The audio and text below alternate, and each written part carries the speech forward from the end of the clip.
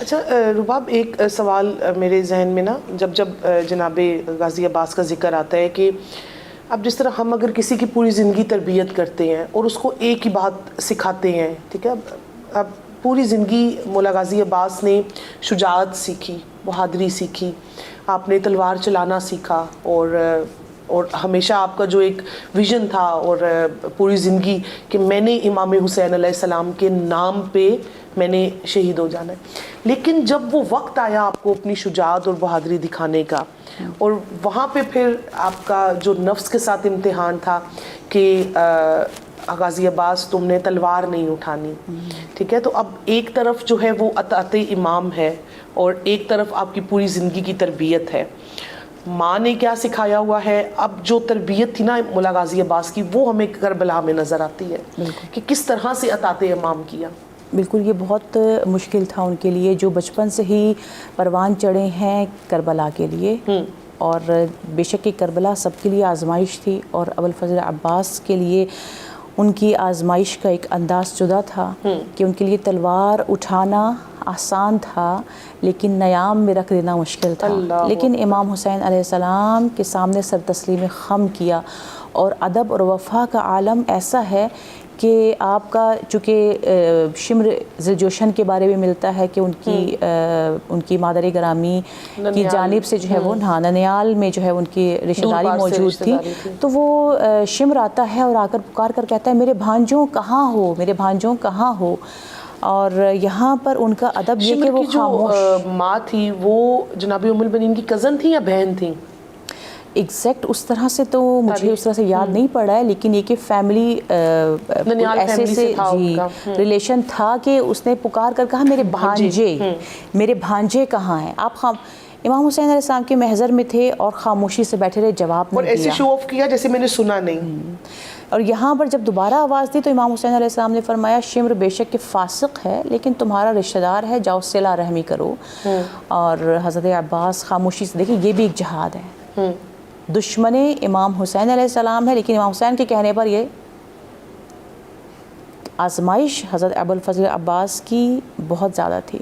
کہ وہ جو کہ شجاع ہیں، دلیر ہیں، لیکن انہوں نے جا کر امام حسین علیہ السلام کے سامنے سر تسلیم خم کیا اور جا کر شمر سے بات سنی۔ شمر سے کہا کہ کیوں آئے ہو؟ تو اس نے کہا کہ میں تمہیں امان دینے آیا ہوں۔ کہا کہ تم پر بھی اللہ کی لعنت ہے اور تمہارے امان نامے پر بھی، تم ہمیں تو امان دو لیکن رسول اللہ صلی اللہ علیہ وسلم کے فرزند کے لیے کوئی امان نہ ہو۔ یعنی اگر انسان اس جملے کو سوچے اگر تنہائی میں بیٹھ کر، تو بہت بڑا شعار، بہت بڑی بنیاد، یعنی ان سلم لمن سالمکم وحرب لمن حاربکم سمجھنے کے لیے بہت بنیادی چیز ہے کہ تم ہمیں تو امان دو لیکن رسول اللہ کے لیے امان نہ ہو تو اس امان نامے پر لعنت ہے۔ لہٰذا یہ ایک بہت بڑا ان کا امتحان تھا۔ پھر وہ جو حضرت عباس بارہا فرماتے تھے کہ جی میں جنگ کے لیے چلا جاؤں، لیکن انہیں بارہا کہا تھا نہیں ابھی رک جائیں بلکہ مہلت لے کر آئیں۔ بالکل سر تسلیم خم کیا، اور جب 10 محرم آ جاتی ہے تو بارہا امام حسین علیہ السلام کی بارگاہ میں جاتے ہیں۔ تو یہ نوحہ جو ہے نا، جو حضرت ابوالفضل عباس اور امام حسین کا آپس کا ڈائلاگ ہے، وہ اتنا رقت آمیز ڈائلاگ ہے کہ اللہ تعالیٰ نے اس کو میں سمجھتی ہوں کہ محفوظ رکھا، اور بی بی ام البنین اس کا مرثیہ کہا کرتی تھی، اور لوگ ان کو آ کر تسلیت دیا کرتے تھے کہ جب عباس آئے بارہا، صبح سے بارہا آ رہے تھے اور کہتے تھے مجھے جنگ کی اجازت دیجیے، تو فائنلی امام حسین علیہ السلام نے فرمایا کہ عباس تم میرے لشکر کے علمدار ہوں۔ تو امام حسین علیہ السلام نے جب ایسا کہا تو حضرت غازی عباس نے ایک طرف دائیں جانب دیکھا اور ایک بائیں جانب دیکھا اور فرمایا کہ اے آقا اب تو وہ لشکر ہی کہاں جس کا میں علمدار رہا۔ اور آپ عاشورہ میں بھی ایک مرتبہ دائیں جانب دیکھتے ہیں، اعمال میں ایک مرتبہ بائیں جانب دیکھتے ہیں، نہیں معلوم یہ امام حسین علیہ السلام کا عمل تھا جس کو ہم دہراتے ہیں یا حضرت عباس کا وہ عمل تھا جس کو ہم دہراتے ہیں